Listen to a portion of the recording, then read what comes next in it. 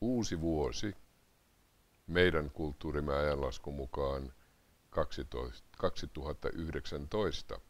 Ajanlaskuja on vaikka kuinka monia, eri kulttuureilla erilaisia. Sitten on myös tämä mahdollisuus, että mä yhdyn tähän nykyhetken voimaan, joka on hyvin nopea väylä siihen, joka on ajatonta nyt. Jokainen meistä yksilönä on väylä tämän valtavan kosmisen älykkyyden ja tämän maan elinvoiman välillä. Ja tämä tarot-pakka, jota mä käytän tässä etsimään ja pyytämään apua, neuvoa, ohjausta, etäohjausta lähitoimintaan, koska mä toimin lähietäisyydellä koko ajan täällä maan päällä. Ihmiskunta on kerännyt aivan valtavan määrän tietotaitoa, ja tämä on sellainen kulttuurihistoriallinen tietopankki, joka edustaa sitä tietopankkia, joka on täällä mun sisälläni, kun mä yhdyn tämän maan valtavaan tietotaitopankkiin täällä ihmiskunnan psyykessä. Et täältä mä pyydän nyt vähän apua ja neuvoa. Mä en tiedä, minne mun sormeni ja käteni menee, mutta mä luotan siihen ohjaavaan älykkyyteen, josta tämä koostuu, tämä plasma. Ja niin mä otan täältä 3 korttia katsomaan, mikä on minun tarkoitukseni tällä hetkellä tämän seuraavan vaiheen aikana tässä mun elämässäni. Ja se löytyy tuolta noin, ja mä laitan sen tohon noin. Sitten mä otan toisen kortin katsomaan, mitä mun kuuluisi tehdä tai toimia tai jättää tekemättä tämän seuraavan kauden aikana. Ja tohon laskeutuu tuo sormi, kohtalon sormi.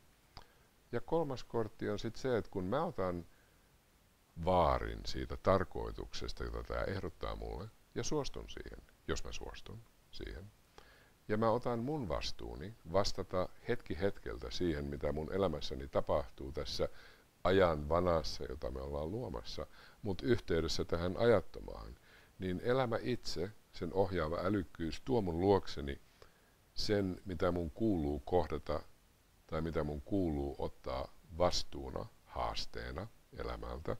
Jos mä vastaan siihen haasteeseen, niin sieltä aina löytyy joku tarkoituksenmukainen uusi tietoisuuden mahdollisuus, jota tämä 3. kortti edustaa. Ja nämä 3 korttia tulee ehdottamaan jotain harjoitusta minulle, jos mä suostun siihen, joka puhun tai kuuntelen täällä ja siellä. Ja niinpä mä näytän nämä 3 korttia. Ensimmäinen on tässä. Toinen on tässä. 3. Mulla ei ole 3. kättä, niin mä en voi avata sitä vielä, mutta mä avaan ne tähän näin. 3. kortti, mä jätän sen vielä tähän hetkeksi piiloon ja mä katson ensin näihin.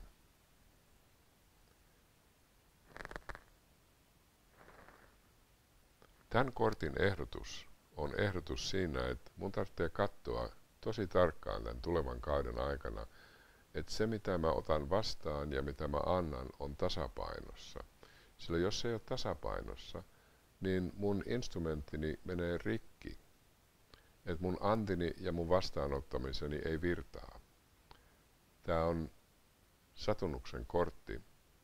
Saturnus on se opettaja, joka sanoo, että katsohan sun elämässä tasapainoa. Katsohan onko se, mitä sä annat ja otat vastaan. Virtaako se? Vai onko se jäänyt jumiin johonkin vanhaan kuvioon? Sillä tätä korttia ohjaa se tasapainon Jumalatar, joka katsoo, että mikä on oikeudenmukaista. Ja niin kauan kuin mun elämäni on pois tasapainosta, jossa mä annan ja vastaanotan, niin että se ei olekaan tasapaineistunut tää tila, niin mä oon pois tasapainosta. Ja heti kun mä löydän sen vastuun, löytää tasapaino, tää alkaa virrata taas uudelleen tää mun oma elämäni.